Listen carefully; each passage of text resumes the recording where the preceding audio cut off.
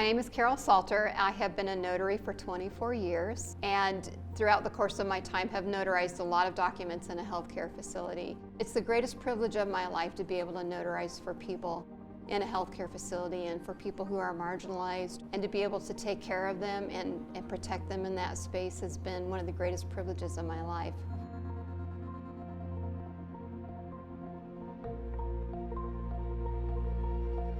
Prior to COVID, we never thought about somebody having or carrying some kind of infectious disease when we met them or when we went in to do a notarization for somebody.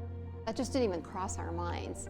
We need to look at, from a notary, that when we're called in to notarize a document, that document signer could potentially be COVID positive, or you name it, whatever infectious disease you want to put in there. I think it's brought an awareness to us as notaries to be careful when we meet a document signer. The signer should have the same consideration in that they should assume that people that they come in contact might have active cases of something as well. And it would be perfectly reasonable for the signer to request the notary to wear a mask. If COVID has taught us anything, it's just the proper way we should have been doing things all along, washing our hands, not touching our face, giving people space, and then staying home when we're sick.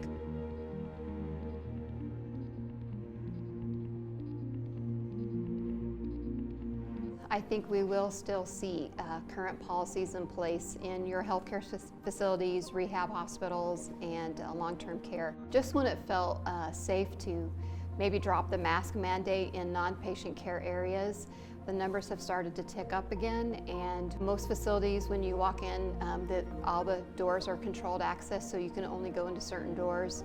You may or may not be temped. You will put a mask on when you go in. Whether you're going to give blood or going to visit somebody in the hospital, you're going to have to wear a mask, and I foresee that long term.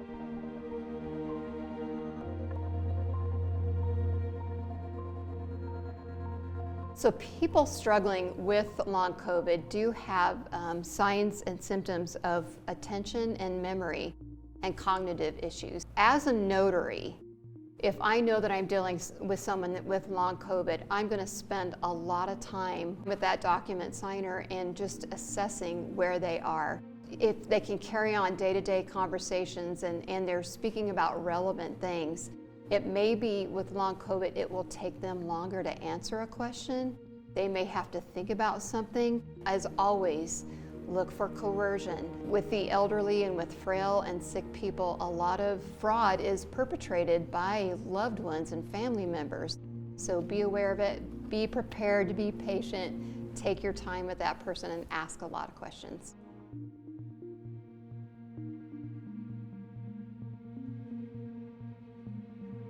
A notary may be asked to show proof of vaccination before they go in to notarize for a patient/document signer.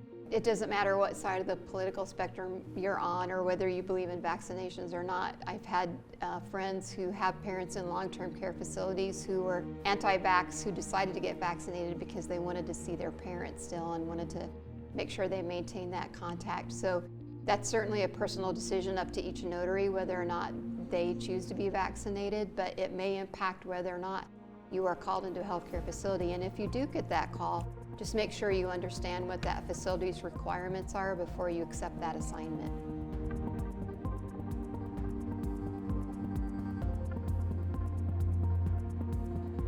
There are many options for patients who have COVID and maybe need to be isolated. First and foremost are the remote notarizations. Maybe the hospital has a no visitor policy and they need to have something notarized and there's no notary on the hospital campus. The remote notarization is an excellent choice. We used to go into a patient room and sit down at the head of the bed and talk to that patient one-on-one and spend time with them before that notarization occurred. And today, that communication still has to occur, but it has to be different. It's going to be through a mask or a face shield or through a negative air pressure room, but we figured out a way to do it.